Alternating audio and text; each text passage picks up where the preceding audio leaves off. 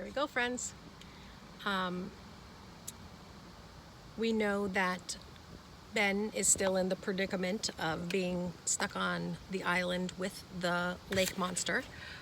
We also know that Cobblestone is out of the building, and Pearl is contemplating a deal he has sort of made with her about some fairy shoes. Chapter 14, A Wee Problem. As far as Pearl could tell, things weren't going well over on the island. The lake monster was licking the side of Ben's face the way a mama cat would lick her kitten. Poor Ben, thought Pearl. Then the monster stuck its green head into the lake and emerged with a wiggling fish in its mouth. After dropping the fish next to Ben, it blinked its huge eyes expectantly. Ben picked up the fish and pretended to take a bite. The monster smiled and licked Ben's face again.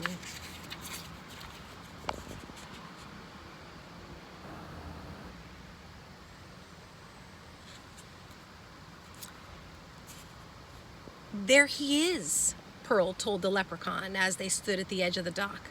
I need you to get him off that island, and as soon as you do that, you can have your gold.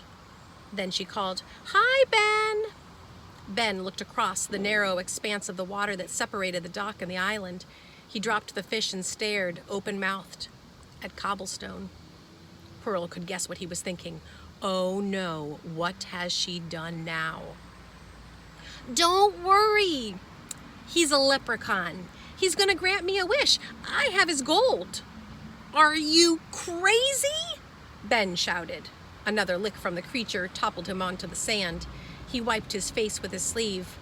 Pearl wondered if they had any shampoo at the dollar store that could wash away lake monster slobber. Go ahead, she urged the leprechaun. Go ahead, do your magic. Cobblestone told you he has no magic. Why you not believe? She didn't want to call him a trickster to his face. There is no time to argue about this. Just help, please. He shrugged. Cobblestone thinks you should leave the human boy on island. He be fine. Leave him on the island? I can't do that, said Pearl. Why not? Pearl frowned.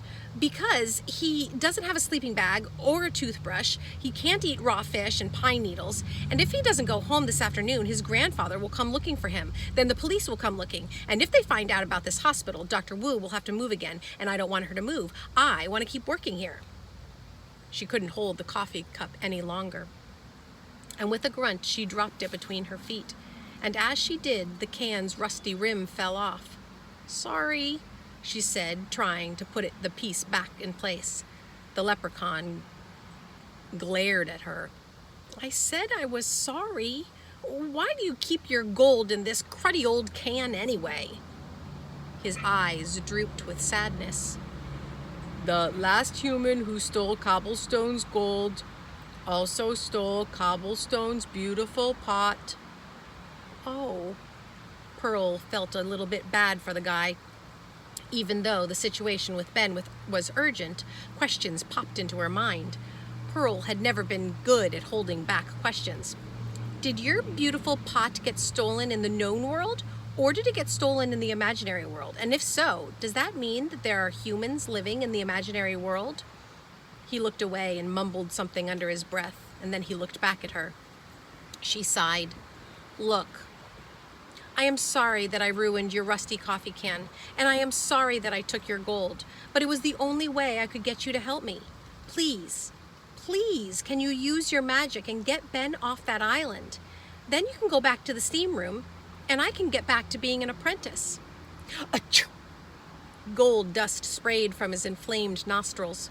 Cobblestone told you, Cobblestone's magic be clogged with sniffles and snot. That's why Cobblestone came to see Dr. Wu. When Cobblestone be cured, Cobblestone's magic will return. Pearl stomped her foot. You're still trying to trick me. Mustering up her bossiest voice, she pointed at him and said, You'd better grant me my wish or... The dock shook as something large and green crashed into one of its posts. Pearl jumped back. The lake monster's long neck arched and sprang at its target. "Ah!" cried the leprechaun as he rose into the air, plucked from the dock as if he was a ripe berry. Oh no, this was going all wrong.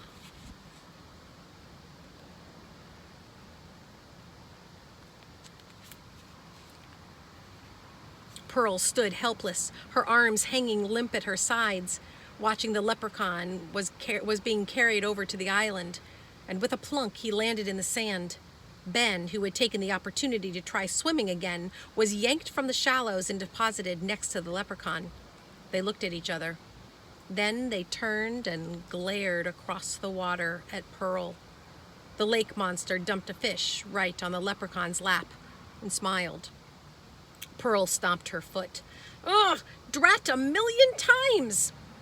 But, hey, maybe this wasn't such a bad turn of events. Surely the leprechaun would use his magic to get himself off the island, and he could bring Ben with him. "Cobblestone," she called out, pointing to the coffee can. "I still have your gold. Bring Ben and you can have it." Cobblestone tossed the fish aside and then sneezed again. He folded his arms and remained sitting in the sand. Why wasn't he doing anything? Did he truly have no magic? His next sneeze was so loud it echoed off the hospital's back wall. Ben knelt next to the leprechaun and said something to him, and then he called out to Pearl. "Pearl, I think he has a fever. He's all sweaty." Fever? A shudder ran up Pearl's spine. A fever comes when somebody gets really sick. Ben ducked as the monster tried to lick his face again. "Pearl, go get Mr. Tabby." He was right. She hated to admit it, but her plan was a total disaster. What happens if the leprechaun even got sicker? What happens if he got so sick that she needed help? She ran up the dock and was about to jump when she noticed a signpost that had fallen over. Pushing the green blades aside, she read the sign's message. "Warning, lonely lake monster, stay clear of the water."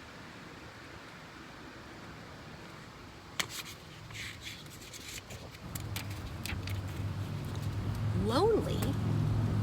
A knot formed in Pearl's gut. She didn't like that word. It had been a rough couple of years in Buttonville since most of the kids and their families had all moved away. Something happened there. Fire. Even though she had tried to keep herself busy with adventures, playing alone really was a drag. Loneliness had been a common feeling for Pearl, as common as the ache of an empty stomach in the morning. But now it made sense. The creature had taken Ben and the leprechaun because it wanted friends. A shadow fell over Pearl's face and she darted out of the way before the lake monster's jaws snapped shut. The creature had snuck up on her. Its long neck reached the length of the dock.